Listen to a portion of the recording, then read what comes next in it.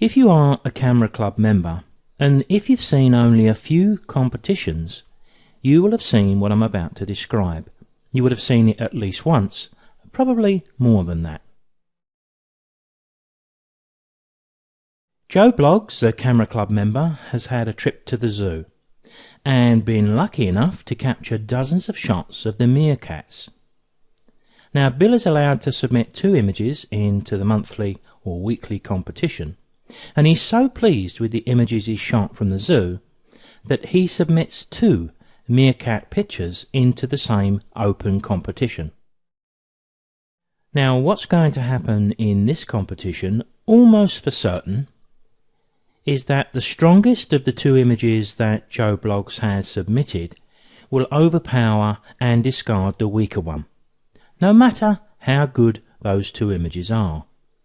So Joe Bloggs is rather competing with himself and wasting his entry.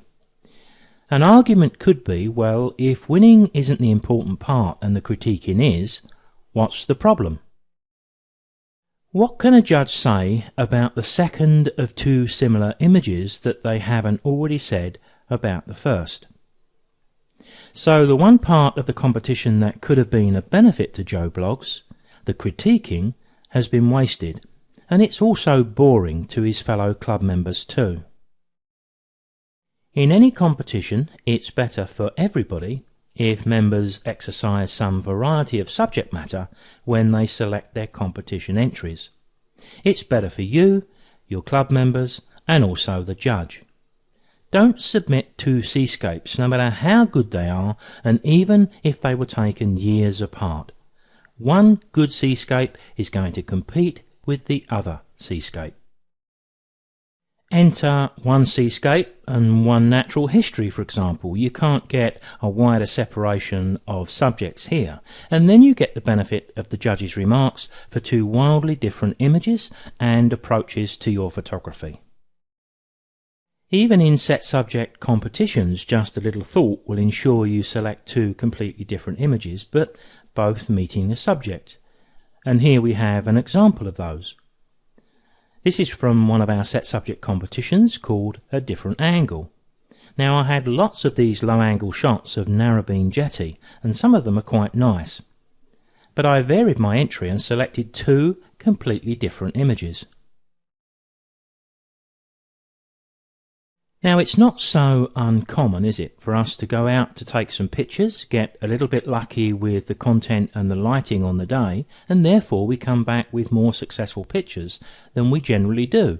Of course, we're pleased about that, and here's an example of just a few from the lakes in England. But it would be quite wasteful to put 2 of these images in the same competition.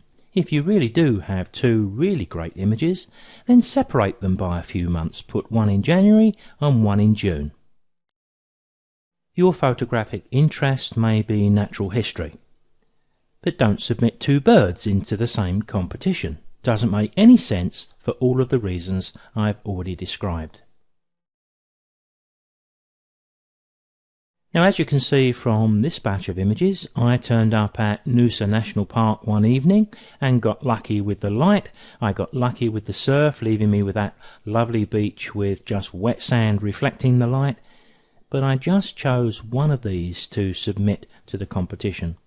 And I chose the one that I thought was the strongest. And this is the one I chose.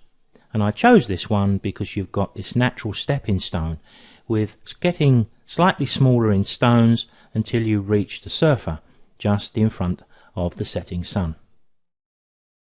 Even if you were to be driven to enter into the club activities because you were driven by the competition angle alone, there's no problem with that. But of course, if you do put 2 similar images in, then the likelihood is that you've just reduced your chances by 50%. And as I said, it can be a little monotonous for the judge, of course, who has to try to think of something interesting to say about the second image that he hasn't already said about the first, and it's also a little monotonous for your club members, and of course you're missing out as well. So whether we're coming at this from the competition angle alone, the critiquing angle alone, from the judge's point of view, or a mixture of all of them, it isn't a great idea.